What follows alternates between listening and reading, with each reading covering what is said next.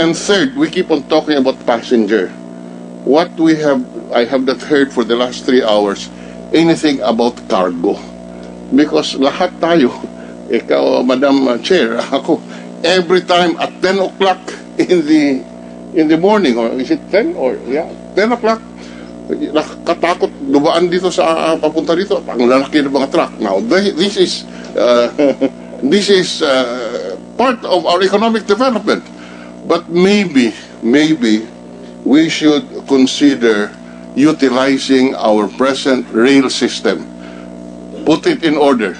Dito po sa loob ng Maynila, put the rail system in order and have a cargo train system just from the pier to a hub in the south, the north, para po yung mga truck. At saka so that may iwasan po natin ang mga truck alas 10. I can imagine all of us see this. EDSA, Rojas Boulevard, C5, lahat po yan. The traffic becomes unbearable after during the after the truck ban. Now, so to me, that's the other thing that the committee may want to look at, how we can facilitate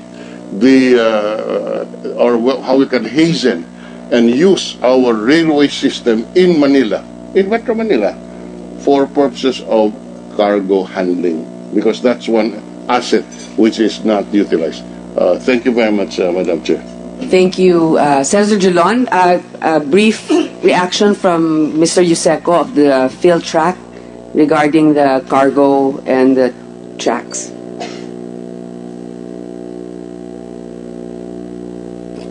Okay, thank you. This is more for information rather than anything else. To the credit of Secretary Tugade, he has given us the go signal to implement what we've been saying for the last 27 years, replacement instead of displacement, meaning consortium of bus operators, consortium of truck operators will now be able to displace rail system. The reason being for we call Please this displace rather replace rather than displace. Replace. Yes, sir. Replace rather than displace. This is being done now in 136 cities in 39 countries. What we've been saying for the last 27 years, this was rejected by the first Aquino administration, unfortunately, but this was approved by the Ramos administration. Okay? Now, the operating efficiency of a bus-based system and a long-haul capacity is the same as a rail system. The problem with rail system is the effective financial cost is between 200% to 300% per annum. Okay, I used to be an investment banker, and I used to be a transport and traffic analyst as well. And while we were conduits for World Bank, IMF, JICA, ODA funds, we were very selective in lending to only export-oriented, dollar-earning companies, publicly listed companies. These were the captains of the industries in the late 70s and early 80s. We loaned to them in basket of hard currencies. None of them were able to survive. Zero. Okay? Can you just tell the committee why you would want to discard the rail system as a means of transport of cargo within Manila? Sure. The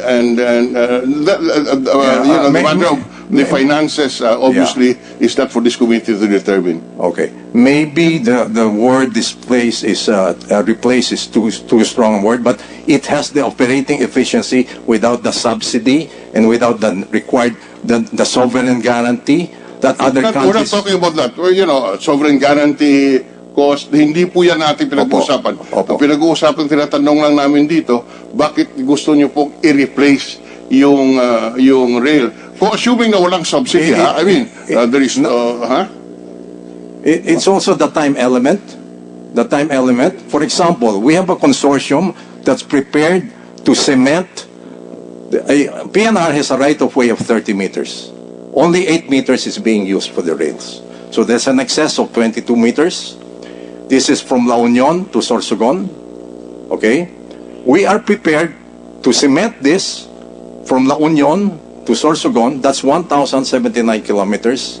And along the route, we will be creating economic and industrial zones, farm estates, public markets with post-harvest facilities, townships.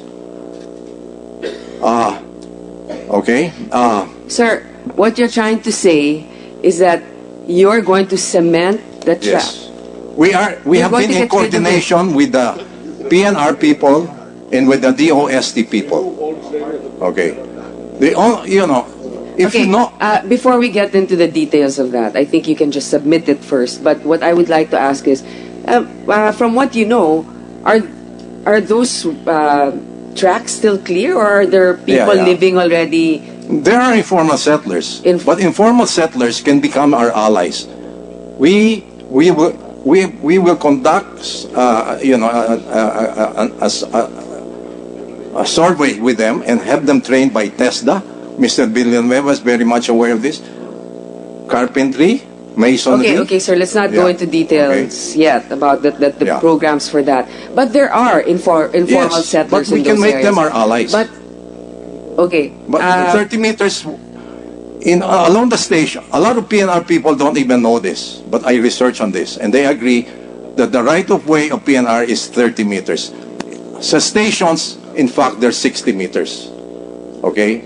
Now, while we will lead the consortium, we will have an open invitation to the freight forwarders, to the truckers, and what Secretary Tugade want us to do is to reverse engineer, yung LRT2 po, palit niya po sa amin, nung tinatawag namin Philippine Truck Rapid Transit, na kinopya lang po sa atin ng Amerika.